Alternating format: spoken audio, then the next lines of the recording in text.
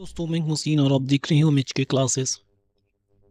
Previous video में हम लोगों ने सीखा था अलजेब्रा से रिलेटेड कुछ पॉइंट्स। आज उसी के बेस पर आज उसी के फॉर्मूले को यूज़ करके हम सॉल्व करेंगे कुछ प्रीवियस ईयर 2024 के क्वेश्चंस जो कि एमसीक्यू में पूछे गए हैं।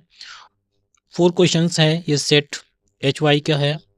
पहला क्वेश्चन है the sum of zeros of the following polynomials 3x² + 5x + 2। इस पॉलिनोमियल्स के सम ऑफ जीरोस फाइंड करने हैं, क्या होंगे।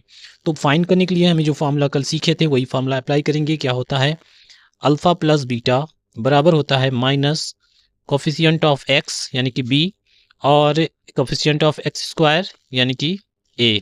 तो यहाँ से बी हमारा 5 है, हम 5 को लिख लेंगे, माइनस फॉर्मूले में लगता है माइनस लगा देंगे, और ए का ए की जगह पे 3 है तो ये लिख देंगे। ये आ जाएगा answer -5/3। B option is correct.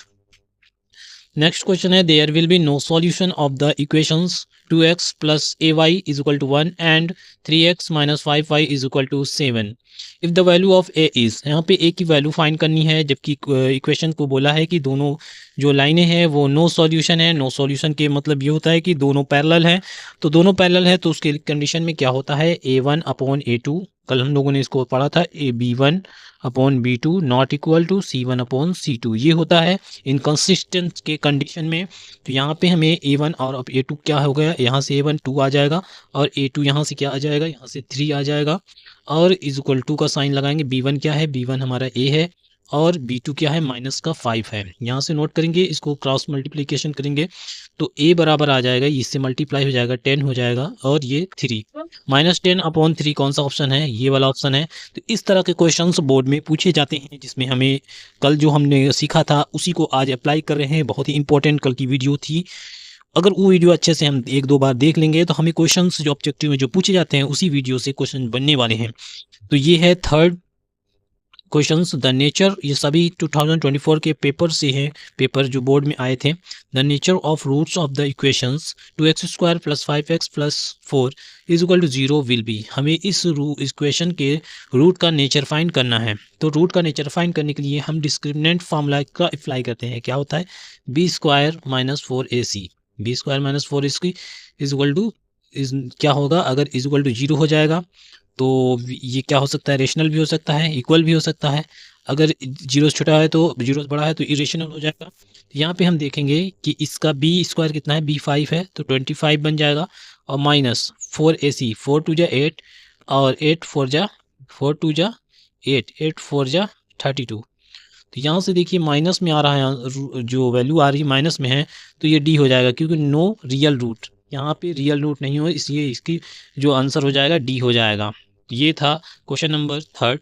अब आ रहे हैं लास्ट क्वेश्चन पे। 10th terms from the end of the AP is will be. यहाँ पे देखिए आप तुरंत आंसर ला देंगे देख कर कि 10 terms from the end of the AP. यहाँ एंड के मतलब समझना है कि हमें इधर से 10 टर्म नहीं फाइंड करने, हमें आखिरी से 10 टर्म फाइंड करने हैं।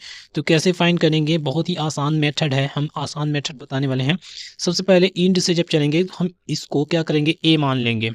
हमारा ए 254 है, और डी क्या हो जाएगा, देखिए जब इसको ए मानेंगे तो इसके आगे वाला यानी कि इसके पीछे वाला घटते क्रम में हो जाएगा, तो क्या हो जाएगा, उसके पीछे वाला 249। यहाँ से देखिए माइनस डी का वैल्यू क्या, 9 में से 4 गया तो 5 आया, फिर 13 में से 9 गया तो 5 आया। तो उसी तरह 254 में से अगर 5 घटाएंगे 249 आ जाएगा। 249 में से हम क्या करेंगे, इसको घटाएंगे तो क्या आ जाएगा, 249 माइनस 254।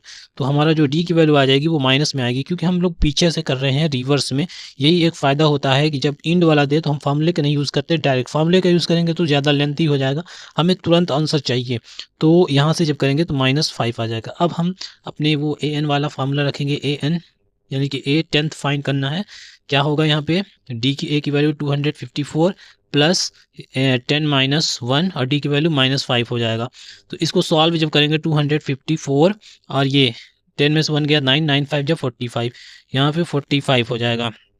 माइनस कर देंगे कितना आ जाएगा, 14 में से 5 गया तो 9 बचा, और 4 में से 4 गया 0, 209 ऑप्शन सी है। तो इस तरह के क्वेश्चंस हमें कुछ बोर्ड में देखने को मिल सकते हैं।